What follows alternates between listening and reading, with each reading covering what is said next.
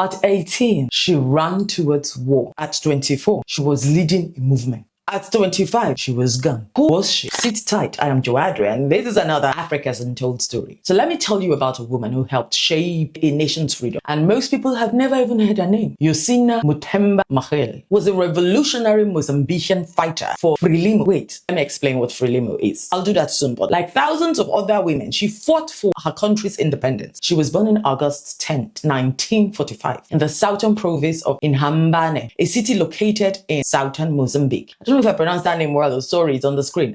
This is about 470 kilometers northeast of Maputo. Her family encouraged her to attend school, which was quite unusual for her at that time. She later moved to the capital, where she became politically active in clandestine student groups and joined an underground cell of the Mozambique Liberation Front. So what exactly is this Frelimo? Frelimo was a nationalist movement that fought a 10-year guerrilla war against Portuguese colonial rule to gain their independence for Mozambique. Now, this movement was formed earlier in Tanzania in 1962 with a sole mission to free Mozambique from Portuguese rule. Under Portuguese rule in Mozambique, Africans were forced to unpaid or underpaid labor. And not just that, they were forced to work on the farmlands that were taken away from their family by the Portuguese. Do you understand? They will steal your land and force you now to work on that farmland. They had little freedom over where they lived or where they worked, or any form of resistance was harshly punished with exile or imprisonment, just like you will see in the case of Josina. Now, when Josina Machel was 18, I hope I pronounced your name well, it's on the screen, she fled Mozambique to join the War of Liberation against Portuguese. In her first attempt to fight the Portuguese, she was captured in what was then the Southern Rhodesia, now Zimbabwe. Now she was sent back home and imprisoned for several months before she was sent back home. And she was like, that's not enough, I'm going back there again. In her second attempt, she managed to reach the Frelimo headquarters in Tanzania's capital,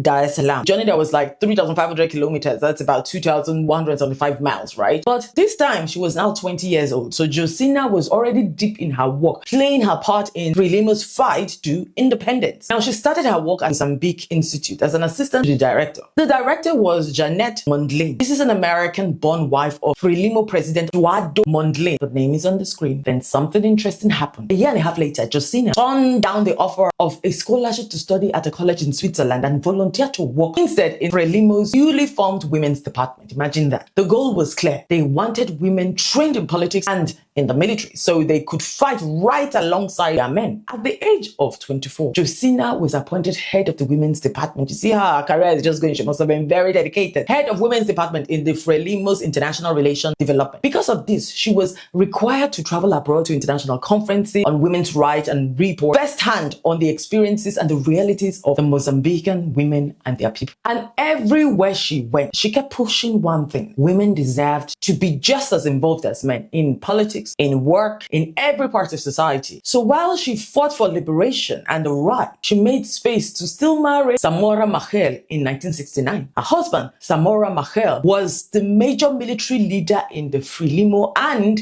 a future president of the independent Mozambique. And in November of that same year, they had a son who she named Samito. All these names are on the screen as I'm just, massacring them. Please, they're on the screen. Sorry. And even with the birth of her child, the relentless Josina almost resumed her work immediately. But in that same year, Josina Machel was appointed head of the Frelimo Department of Social Affairs, where she continued to develop care and educational centers for children in the northern part of the country. So she just had a child now. She's like very active. Her life is like going on a speed. Soon, Josina began to suffer from stomach pain and weakness. She then traveled to Moscow for medical attention and she was then diagnosed with liver cancer. Now, the doctors told her to rest and follow like a strict diet. But Josina returned to her duties in Frelimo. She was like, I ain't resting, I have a mission. Well, at the end of the year, she left her son, Samito, with a friend and undertook a 2-month trip, largely on foot, through Niassa province to assess conditions and the planned activities that she had as, leading the Department of Social Affairs. So she encouraged girls to attend schools, which was one of the resolutions of their second Congress. Now, she was trying to form structures that really empowered women at that moment. On April 5th, 1971, she was taken to Muhimbili Hospital in Dar es Salaam, Tanzania. She died 2 days later at the age of 25 from that liver cancer. Today, Josina Machel's legacy is recognized each year on the anniversary of her death, when Mozambique celebrates its National Women's Day to honor